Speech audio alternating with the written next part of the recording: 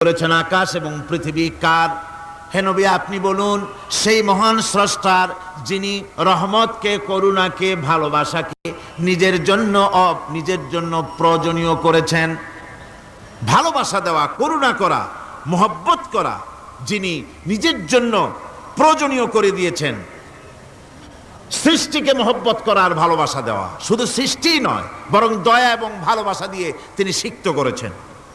আল্লাহর তাবৎ সৃষ্টির দিকে তাকালে, আল্লাহর পুরা সৃষ্টি জগতের দিকে যদি আমরা তাকাই, তাহলে আমরা দেখতে পাবো যে সমস্ত কিছুই, যা কিছু আমরা দেখতে পাই, এ সব কিছুই আল্লাহ পাক একটা কুদরত দিয়ে, রহমত দিয়ে, মহব্বত দিয়ে, স্নেহ দিয়ে তিনি সৃষ্টি করেছেন মানুষের জন্য, সৃষ্টি জগতের জন্য।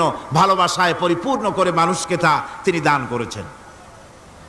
যেমন অন্য আয়াতের মধ্যে আল্লাহ পাক বলছেন, ওয়াসাখখারা লাকুম মা ফিস সামা